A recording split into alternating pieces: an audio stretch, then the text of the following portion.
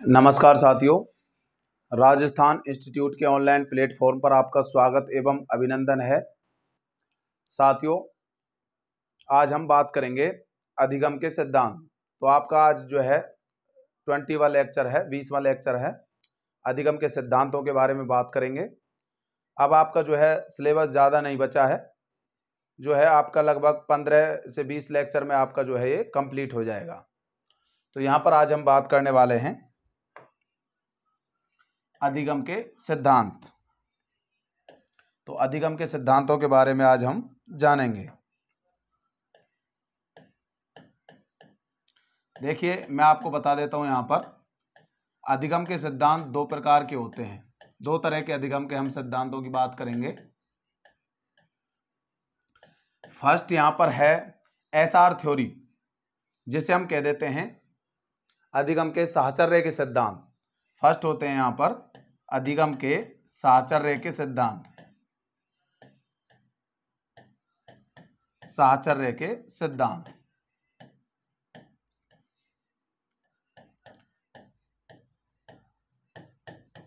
साहचर्य के सिद्धांत जिसे हम क्या कह देते हैं, एसआर थ्योरी, मतलब स्टिमुलस रेस्पॉन्स थ्योरी।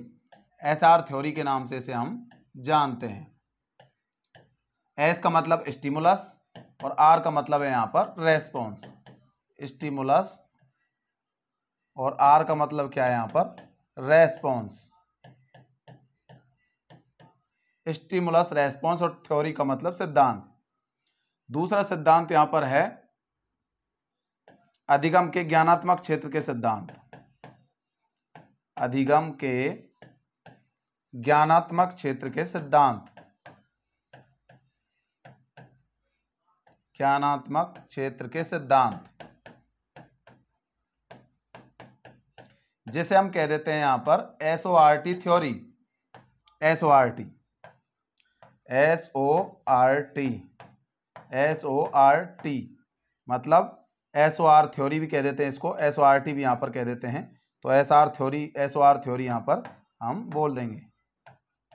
इसका मतलब है यहाँ पर स्टिमुलस ऑर्गेनिज्म रेस्पॉन्स थ्योरी।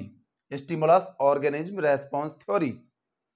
तो यहाँ पर दो सिद्धांतों की हम बात करेंगे अधिगम के सिद्धांतों में। फर्स्ट है यहाँ पर अधिगम के साहचर्य के सिद्धांत, दूसरा है यहाँ पर अधिगम के ज्ञानात्मक क्षेत्र के सिद्धांत। देखिए, यहाँ पर मैं आपको बता देता हूँ, जो अधिगम के साहचर्य के जो सिद्धांत होते हैं, इनमें यहाँ पर कौन कौन के सिद्धांत आएंगे, कौन कौन से मनोवैज्ञानिकों के सिद्धांत आते हैं। यहाँ पर आपको पढ़ना होगा थॉर्नडाइक के सिद्धांत का। यहाँ पर आपको थॉर्नडाइक का सिद्धांत पढ़ना होगा। यहाँ पर आपको पावलाव का सिद्धांत पढ़ना होगा। यहाँ पर आपको सीएल हल का सिद्धांत यहाँ पर पढ़ना होगा। सीएल हल का यहाँ पर आपको पढ़ना होगा और स्किनर का सिद्धांत भी आपको जो है यहाँ पर पढ़ना होगा। तो ये आपको अधिगम के साहचर्य के सिद्धांतों में पढ़ने हैं, थॉर्नडाइक का, पावलोव का, सीएल हल का और स्किनर का सिद्धांत। जबकि आपको अधिगम के जो ज्ञानात्मक क्षेत्र के सिद्धांत हैं, इनमें आपको कौन कौन से सिद्धांत आपको पढ़ने होंगे वो भी मैं एक बार आपको बता देता हूं। यहाँ पर अधिगम के जो ज्ञानात्मक क्षेत्र के सिद्धांत हैं, इसमें आपको अल्बर्ट बांडुरा का सिद्धांत यहाँ पर पढ़ना होगा। बांडुरा का सिद्धांत।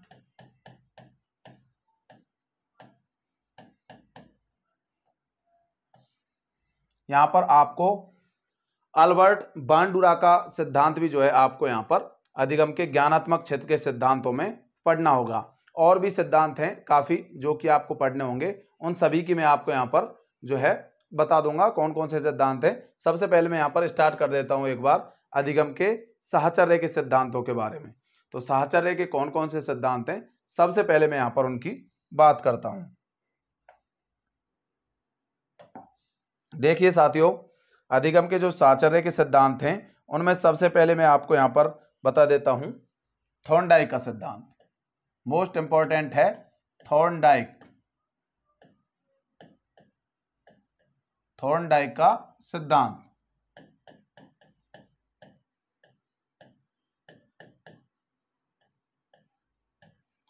देखिए, थॉर्नडाइक का सिद्धांत। थॉर्नडाइक के सिद्धांत की मैं बात करूंगा यहाँ पर। इसके कई उपनाम हैं जो आपसे एग्जाम में पूछे जा सकते हैं। तो थॉर्नडाइक के सिद्धांत के कई उपनाम हैं जो आपको याद रखने होंगे, वो आपसे एग्जाम में पूछे जा सकते हैं। इस सिद्धांत को हम प्रयास व त्रुटि का सिद्धांत भी कह देते हैं। प्रयास व त्रुटि का सिद्धांत क्यों कहते हैं? क्योंकि बार बार इसमें व्यक्ति जो है प्रयास करता है और बार बार गलतियां होती हैं, त्रुटियां होती हैं, उसके बाद लास्ट में वो उन चीजों को सीख जाता है। प्रयास करने से वो सीख जाता है। त्रुटियां तो होती हैं लेकिन एक अंतिम समय ऐसा आता है जब वो पूरे व्यवहार को सीख जाता है। इसी को हम प्रयत्न में त्रुटि का सिद्धांत भी कह देते हैं। प्रयास में त्रुटि या फिर प्रयत्न में भूल का सिद्धांत भी इसको कहा जाता है। प्रयत्न व भूल का सिद्धांत, प्रयत्न व भूल का सिद्धांत भी इसको हम कह देते हैं। प्रयास त्रुटि का सिद्धांत, प्रयत्न व भूल का सिद्धांत, बंद का सिद्धांत भी इस सिद्धांत को हम कह देते हैं। बंद का सिद्धांत। उसके बाद इस सिद्धांत को हम जो है यहां पर संयोजनवाद का सिद्धांत भी कह देते हैं। संयोजनवाद का सिद्धांत। तो बहुत सारे नाम है इस सिद्धांत के। प्रयास व त्रुटि का सिद्धांत, प्रयत्न व भूल का सिद्धांत, बंद का सिद्धांत और संयोजनवाद का सिद्धांत भी थॉर्नडाइक के सिद्धांत को हम कह देते हैं। ये कई उपनाम है इसके, ये आपसे एग्जाम में पूछे जा सकते हैं। संयोजनवाद का मतलब होता है यहाँ पर अनुभव का संगठन, मतलब बार बार अनुभवों के आधार पर कोई भी व्यवहार को व्यक्ति आसानी से सीख जाता है।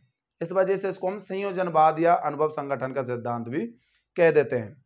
अब मुख्य रूप से यहाँ पर जानेंगे थॉर्नडाइक के सिद्धांत में है क्या। तो उससे पहले मैं कुछ महत्वपूर्ण इंपॉर्टेंट पॉइंट्स बता देता हूँ थॉर्नडाइक के सिद्धांत के बारे में। थॉर्नडाइक ने यहाँ पर जो है 1898 में जो है इन्होंने एनिमल इंटेलिजेंस में अपना जो है शोध पत्र प्रकाशित किया था। एनिमल इंटेलिजेंस मतलब इसको हम पशु मनोवैज्ञानिक कहते हैं। सबसे पहले पशुओं पर जो प्रयोग किए थे थॉर्नडाइक के द्वारा ही किए गए थे। पहला पशु मनोवैज्ञानिक कौन है? थॉर्नडाइक। शिक्षा मनोविज्ञान का जनक भी हम किसे कह देते हैं? थॉर्नडाइक को। तो ये भी आपको ध्यान रखना है। 1898 ईस्वी में इन्होंने जो है एनिमल इंटेलिजेंस में जो है इन्होंने अपने विचार प्रकट किए थे और भूखी बिल्ली पर इन्होंने प्रयोग किया था। यहाँ पर ध्यान रखना है आपको, भूखी बिल्ली पर इन्होंने प्रयोग किया था 1913 ईस्वी में। भूखी बिल्ली पर प्रयोग किया कब इन्होंने? 1913 ईस्वी में। 1913 ईस्वी में भूखी बिल्ली पर प्रयोग, ये भी आपको ध्यान रखना है। तो थॉर्नडाइक ने भूखी बिल्ली पर 1913 ईस्वी में इन्होंने प्रयोग किया।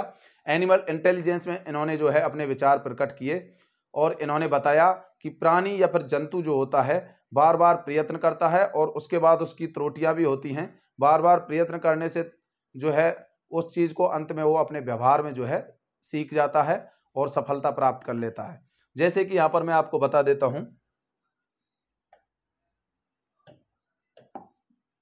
जैसे कि मान लो उन्होंने थॉर्नडाइक ने क्या प्रयोग किया था वो मैं आपको बता देता हूं। देखिए, थॉर्नडाइक ने एक पजल बॉक्स लिया था। थॉर्नडाइक ने एक पजल बॉक्स और यहां पर उसमें जो है एक कुंडी लगी हुई थी। यहां पर जो कुंडी थी और इसके अंदर जो है यहां पर बिल्ली बैठी थी। ठीक है, ये आपको ध्यान रखना है। यहां पर उन्होंने बिल्ली बैठा रखी थी। इसके अंदर पजल बॉक्स है, ये पजल बॉक्स। इस पजल बॉक्स के अंदर जो है भूखी बिल्ली बैठी हुई थी, वो आपको ध्यान रखना है यहां पर।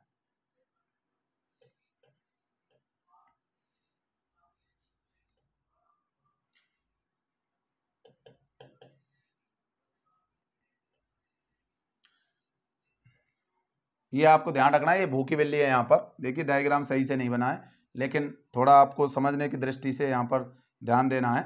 ये मान लो भूखी बिल्ली थी,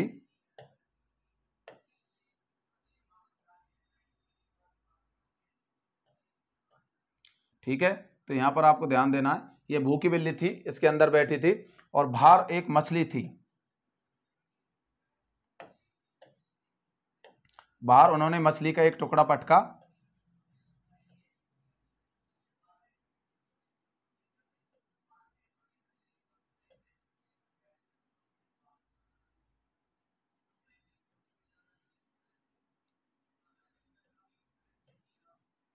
तो यहां पर ध्यान देना है। यहां पर बाहर क्या था? मछली का टुकड़ा या फिर एक मछली थी और अंदर क्या थी? बिल्ली। अब क्या होता है यहां पर? मछली जो थी ये क्या था? उद्दीपक। उद्दीपक का मतलब जिसको देख करके प्रेरणा लेगा जीव। यहां पर मछली को देख करके जीव जो है यहां पर,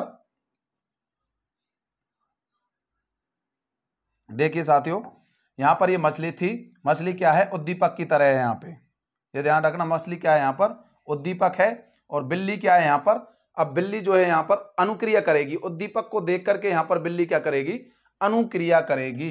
ये बिल्ली जो है यहाँ पर क्या करेगी, रेस्पॉन्स देगी। अनुक्रिया का मतलब रेस्पॉन्स, जब वो मछली के टुकड़े को देखेगी तो उसके मुंह में यहाँ पर जो है लार आएगा, पानी आएगी, तो उसको देख करके वो अनुक्रिया करने लग जाएगी, मतलब यहाँ पर उछल कूद करेगी।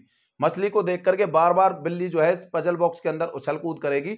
उछल कूद के कारण जो है यहाँ पर एक दो बार तो उछल कूद करने पर उसको सफलता नहीं मिलती है, लेकिन बार बार जब इसको देख करके उछल कूद करती है तो ये जो कुंडी होती है यहाँ पर, इस पजल बॉक्स की कुंडी जो है यहाँ पर खुल जाती है, और खुलने के बाद बिल्ली बाहर आ जाती है और इसको जो है मछली के टुकड़े को खा जाती है। मतलब जब वो प्रयत्न करती है, प्रयास करती है, तो उसके बाद उससे कई बार त्रुटियां होती हैं, जिसके कारण ये पजल बॉक्स का दरवाजा नहीं खुला था। लेकिन एक समय ऐसा आता है जब बार बार त्रुटि करने के बाद वो जो है बार बार उछलने के बाद सीख जाती है और पजल बॉक्स का ये दरवाजा खुल जाता है और उस अपने उद्दीपक को प्राप्त कर लेती है।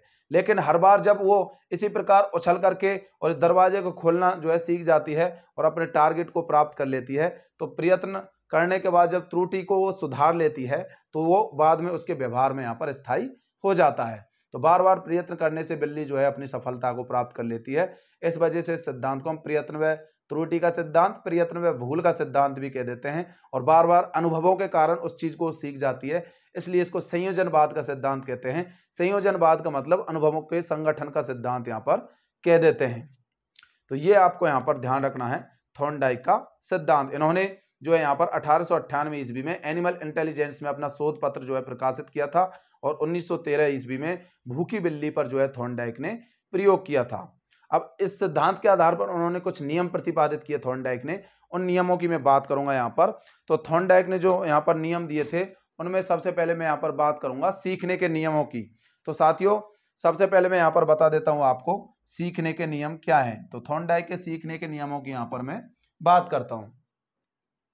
तो यहाँ पर ध्यान देना है थॉर्नडाइक के सीखने के नियमों के बारे में, क्योंकि यहाँ से रीट में भी कई बार प्रश्न जो है यहाँ पर पूछे गए हैं। सीखने के नियम, अब ये सीखने के नियम क्या है वो मैं आपको बता देता हूं। तो थॉर्नडाइक ने सीखने के दो तरह के नियम दिए, एक मुख्य नियम और दूसरे होते हैं गौण नियम। ये आपको ध्यान रखना है। फर्स्ट है यहां पर मुख्य नियम,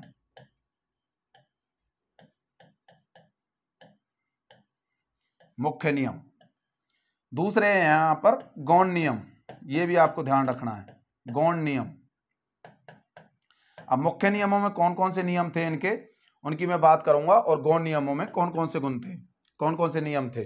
देखिए, मुख्य नियमों में उनका तत्परता का नियम था, मुख्य नियमों में उनका अभ्यास का नियम था, और तीसरा था यहां पर प्रभाव का नियम। तो मुख्य नियम तीन थे इनके, तत्परता का नियम, अभ्यास का नियम और प्रभाव का नियम। ये तीनों नियम आपको ध्यान रखने हैं, मोस्ट इंपॉर्टेंट हैं, क्योंकि पिछली बार रीट भर्ती में यहां पर ये पूछे गए हैं। मुख्य नियमों में तत्परता का नियम, अभ्यास का नियम और प्रभाव का नियम, तीनों जो है थॉर्नडाइक के मुख्य नियम कहलाते हैं। सीखने के नियमों में मुख्य नियम और गौण नियम दो प्रकार याद रखने हैं। मुख्य नियमों में तत्परता, अभ्यास और प्रभाव, ये तीन नियम आपको याद रखने हैं। उसके बाद यहाँ पर गौण नियम आते हैं, और गौण नियमों में आपको जो है यहाँ पर कितने नियम याद रखने हैं, यहाँ पर 5 नियम याद रखने हैं आपको। पहला यहाँ पर आपको याद रखना है सादृश्यता का नियम, सादृश्यता का नियम याद रखना है। दूसरा नियम आपको ध्यान रखना है साहचर्य का नियम, साहचर्य का नियम। तीसरा आपको याद रखना है मानसिक विन्यास का नियम, मानसिक विन्यास या स्थिति का नियम। सादृश्यता का नियम, साहचर्यता का नियम, साहचर्य का नियम, तीसरा यहां पर है मानसिक विन्यास का नियम। ये भी यहां पर जो है गौण नियमों के अंतर्गत ही आता है। गौण नियम जो है उनमें सादृश्यता का नियम, साहचर्य का नियम, मानसिक विन्यास, या फिर इसको हम मानसिक स्थिति का नियम या स्थिति का नियम भी हम कह देते हैं, मानसिक विन्यास या स्थिति का नियम।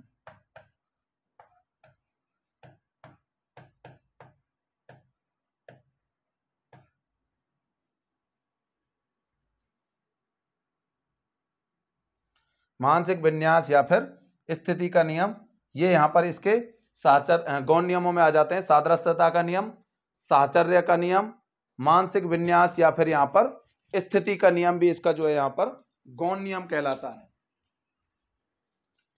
उसके बाद यहाँ पर मैं बात करने वाला हूं, यहाँ पर आपको ध्यान रखना है आंशिक प्रतिक्रिया का नियम और बहुप्रतिक्रिया का नियम, ये दो नियम और आपको यहाँ पर याद रखने होंगे, ये भी यहाँ पर आपको ध्यान रखना है।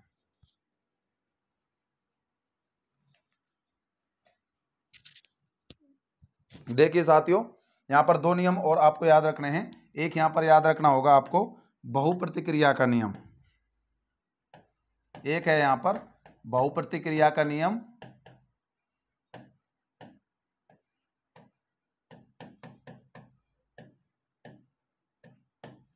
अगला है यहाँ पर आंशिक प्रतिक्रिया का नियम।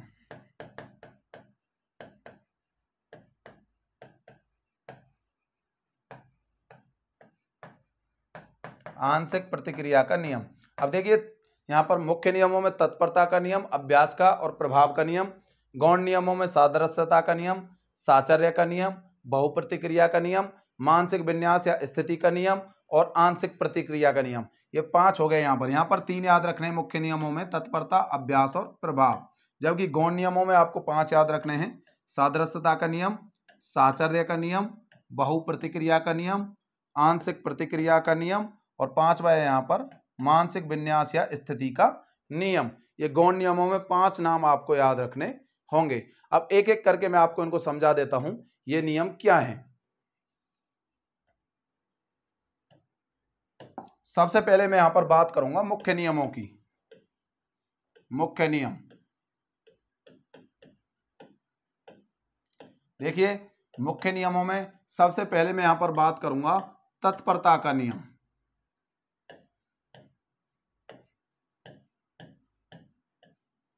तत्परता का नियम, तत्परता का नियम क्या है? जब कोई प्राणी या फिर किसी व्यक्ति में किसी कार्य को करने के प्रति तत्परता होती है तो उस कार्य को व्यक्ति जो है अपनी रुचि के साथ करता है। जिस कार्य के प्रति व्यक्ति में तत्परता होगी उस कार्य को व्यक्ति करना चाहेगा और उसमें सफलता वो प्राप्त कर लेता है। अब देखिए, किसी कार्य के प्रति हम में जो है रुचि होगी तो उसी कार्य को हम करेंगे। जैसे किसी व्यक्ति को किसी खेत में काम करने के लिए भेजा जाए, किसी मजदूर को, तो मजदूर यदि चाहेगा तभी वो खेत में काम करेगा। जब वो मानसिक रूप से तैयार हो जाएगा तभी वो उस खेत में काम करेगा, वरना वो मजदूरी करना नहीं चाहेगा। कितना भी आप खेत में मजदूर को भेज दो, जब तक वो मानसिक रूप से तैयार नहीं है, जब तक उस कार्य के प्रति उसकी रुचि नहीं है, तब तक उस कार्य को वो नहीं करेगा। तो इसलिए मैं कह रहा हूं यहाँ पर जिस कार्य को करने के प्रति व्यक्ति में तत्परता या रुचि होती है उसी कार्य को वो कर पाता है। इस वजह से इस नियम को, इस जो नियम है तत्परता का नियम, इसको हम रुचि का नियम भी कह देते हैं। तो रुचि का नियम क्यों कहते हैं? क्योंकि उस कार्य के प्रति व्यक्ति में रुचि हो जाती है, इस वजह से तत्परता के नियम को हम रुचि का नियम भी यहाँ पर कह देते हैं। तत्परता के बाद दूसरा यहाँ पर नियम है अभ्यास का नियम। देखिए, अभ्यास का मतलब यहाँ पर क्या है? जब कोई व्यक्ति किसी कार्य को करता है, बार बार अभ्यास करता है, जब किसी कार्य को बार बार व्यक्ति करता है तो उस कार्य में वो सफलता प्राप्त कर लेता है, क्योंकि अभ्यास से उसमें दक्षता आ जाती है। जब किसी कार्य को व्यक्ति बार बार करेगा तो बार बार करने से वो कार्य उसके व्यवहार में आ जाता है और उस कार्य को आसानी से जो है सफल बना लेता है। तो अभ्यास का नियम यहाँ पर आपको ध्यान रखना है। अभ्यास का नियम जो है यहाँ पर आपसे पूछा जा सकता है। पहला कौन सा था? तत्परता का नियम, जिसे हम रुचि का नियम भी कह रहे थे यहाँ पर, क्योंकि किसी कार्य के व्यक्ति में रुचि है तभी उस कार्य को वो कर पाता है।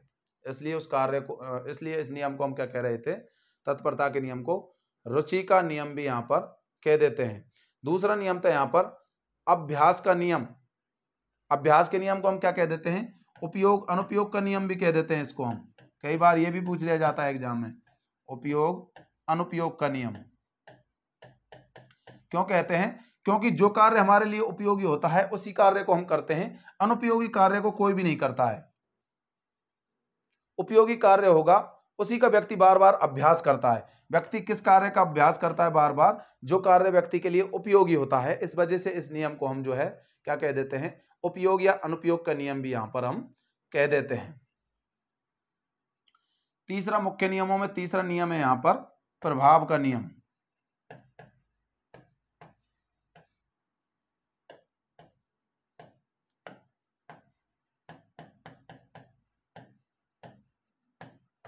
देखिए प्रभाव का नियम है क्या, कोई कार्य व्यक्ति को दिया जाए, उस कार्य का व्यक्ति जो है दो तरह के परिणाम निकालता है, एक तो सकारात्मक और दूसरा होता है यहाँ पर नकारात्मक। देखिए जब व्यक्ति किसी कार्य को करता है तो दो तरह के परिणाम यहाँ पर आते हैं, एक सकारात्मक परिणाम, दूसरा यहाँ पर आता है नकारात्मक। यदि व्यक्ति को सकारात्मक परिणाम प्राप्त होता है तो उसे संतोष की प्राप्ति होती है, मतलब उसको संतोष हो जाता है उस चीज के प्रति। यदि नकारात्मक होता है तो असंतोष की प्राप्ति होती है। जब उसका परिणाम कोई कार्य करने के बाद यदि नकारात्मक आता है तो व्यक्ति को असंतोष मिलता है। जब संतोष मिल रहा है तो उसे संतोष की प्राप्ति होगी, जब जो है नकारात्मक परिणाम आ रहा है तो उसे असंतोष की प्राप्ति होगी। इस वजह से इस प्रभाव के नियम को क्या कह देते हैं हम, संतोष और असंतोष का नियम भी कह देते हैं। क्योंकि कोई कार्य करने के बाद जो परिणाम आता है व्यक्ति के मस्तिष्क पर उसका प्रभाव पड़ता है। अच्छा कार्य किया है उसने, सकारात्मक कार्य हो जाता है तो उसके मस्तिष्क पर जो है संतोष की प्राप्ति होती है। यदि वो नकारात्मक कार्य करता है तो असंतोष की प्राप्ति होती है, क्योंकि मस्तिष्क पर प्रभाव पड़ रहा है और उससे संतोष असंतोष मिल रहा है। इस वजह से इस नियम को हम संतोष और असंतोष का नियम भी कह देते हैं। संतोष और असंतोष का सिद्धांत भी या नियम भी इसको हम कह देते हैं। ये भी आपसे यहाँ पर पूछा जा सकता है। ये उपनाम आपको याद रखने, तत्परता के नियम को रुचि का नियम, अभ्यास के नियम को उपयोग अनुपयोग का नियम और प्रभाव के नियम को यहाँ पर संतोष असंतोष का नियम यहाँ पर कहा जाता है। ये भी आपको यहाँ पर ध्यान रखना है, संतोष असंतोष का नियम, ये आपसे पूछे जा सकते हैं। तो ये मुख्य नियम हो गए यहाँ पर, तत्परता, अभ्यास और प्रभाव, ये तीनों याद रखना है। तत्परता, अभ्यास, प्रभाव, ऐसे बार बार याद करना है आपको। तत्परता, अभ्यास, प्रभाव, ये थॉर्नडाइक के मुख्य नियम है, तत्परता, अभ्यास, प्रभाव। अब गौण नियमों की यहाँ पर मैं बात करूंगा, जो है गौण नियम कौन कौन से हैं यहाँ पर। थॉर्नडाइक के गौण नियम,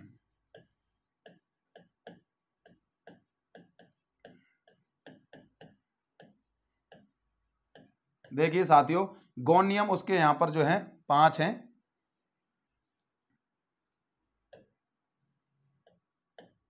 देखिए गौण नियमों की यहाँ पर बात करूंगा, गौण नियम आपको 5 याद रखने हैं। फर्स्ट यहाँ पर है बहुप्रतिक्रिया का नियम।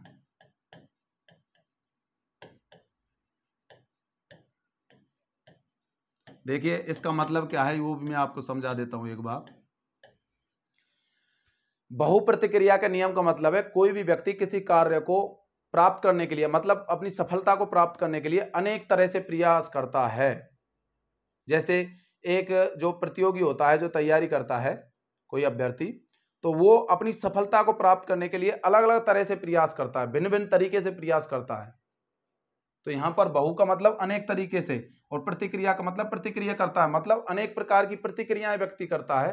तो इस वजह से सिद्धांत को हम बहुप्रतिक्रिया का सिद्धांत भी यहाँ पर कह देते हैं, क्योंकि व्यक्ति भिन्न भिन्न प्रकार से यहाँ पर प्रतिक्रियाएं कर रहा है, रिएक्शंस कर रहा है। इस वजह से सिद्धांत का नाम है बहुप्रतिक्रिया का नियम। कोई भी प्रतियोगी अपनी सफलता को प्राप्त करने के लिए अलग अलग तरह से प्रयास कर रहा है। तो यहाँ पर अनेक प्रकार की प्रतिक्रियाएं हो गई। तो अनेक का मतलब बहुत, बहु, और प्रतिक्रिया का मतलब प्रतिक्रियाएं, रिएक्शंस। तो एक व्यक्ति किसी कार्य में सफलता प्राप्त करने के लिए अनेकों तरीके से प्रयास करता है, जिसे हम बहुप्रतिक्रिया का नियम यहाँ पर कह देते हैं। बाकी आपको जो पूरी थ्योरी है वो मैं पीडीएफ फॉर्मेट में जो है व्हाट्सएप पर भेज देता हूं, जिन्होंने कोर्स ले रखा है। दूसरा यहाँ पर है आंशिक प्रतिक्रिया का नियम।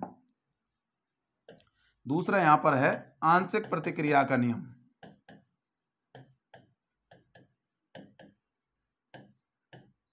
अब देखिए आंशिक प्रतिक्रिया का नियम है क्या, वो भी आपको समझा देता हूं एक बार। इसमें व्यक्ति जो है वहां पर अनेक प्रकार की प्रतिक्रियाएं कर रहा था, लेकिन यहां पर पूरी तरह से प्रतिक्रियाएं नहीं करता, आंशिक व्यक्ति आंशिक रूप से प्रतिक्रियाएं करता है। मतलब व्यक्ति को कोई कार्य दिया जाता है, उसको वो जो है उस तरीके को बदल करके दूसरे तरीके से प्रयास करता है, आंशिक प्रतिक्रियाएं करता है। इस वजह से इसका नाम है आंशिक प्रतिक्रिया का नियम। तीसरा यहां पर है गौण नियमों में सादृश्यता का नियम। अब देखिए सादृश्यता का मतलब क्या है वो भी मैं आपको बता देता हूं। देखिए सादृश्यता शब्द का मतलब क्या है।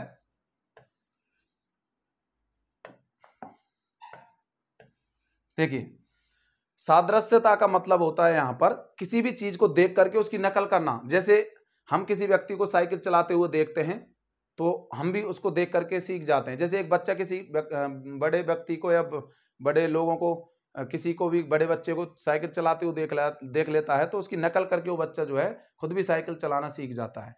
तो सादृश्यता का मतलब अपने सामने किसी दृश्य को देख करके सीखना। तो सादृश्यता का नियम आपको समझ में आ गया होगा। अगला गौण नियमों में अगला यहां पर है साहचर्य का नियम।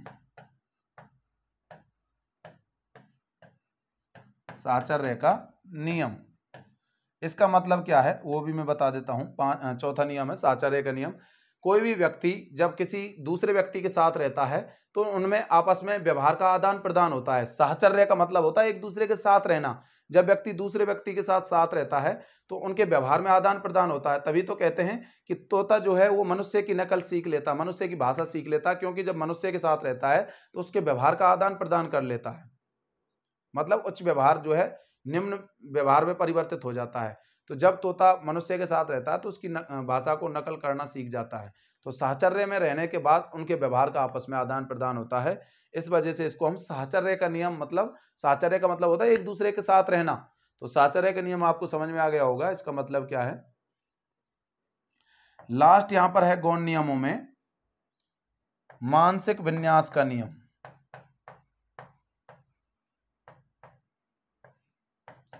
मानसिक विन्यास या स्थिति का नियम। मानसिक विन्यास या स्थिति का नियम।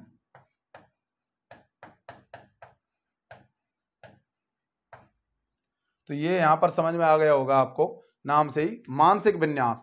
जब व्यक्ति किसी कार्य को करने के लिए मानसिक रूप से तैयार रहता है, जब वो जो है मानसिक रूप से किसी कार्य को करने के लिए सक्रिय रहता है, तभी उस कार्य में वो सफलता प्राप्त कर पाता है। तो मानसिक विन्यास का नियम या फिर इसको मानसिक स्थिति का नियम हम इसलिए ही कहते हैं। तो ये 5 नियम आपको ध्यान रखने हैं गौण नियमों में। बहुप्रतिक्रिया का नियम, आंशिक प्रतिक्रिया का नियम, सादृश्यता का नियम, साहचर्य व्यवहार का नियम और यहाँ पर मानसिक विन्यास या स्थिति का नियम। ये यहाँ पर थॉर्नडाइक के गौण नियम यहाँ पर कहलाते हैं। अब मैं बात करूंगा थॉर्नडाइक के सिद्धांत के उपयोग क्या क्या हैं। तो ये थॉर्नडाइक के सीखने के नियम यहां पर हो गए। अब इसके थॉर्नडाइक के सिद्धांत की उपयोगिता।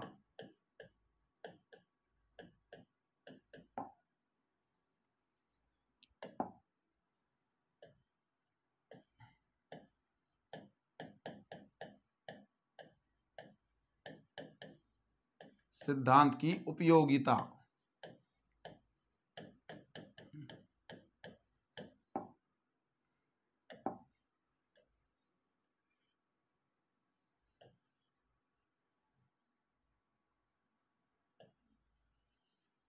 थॉर्नडाइक के सिद्धांत की उपयोगिता क्या क्या है।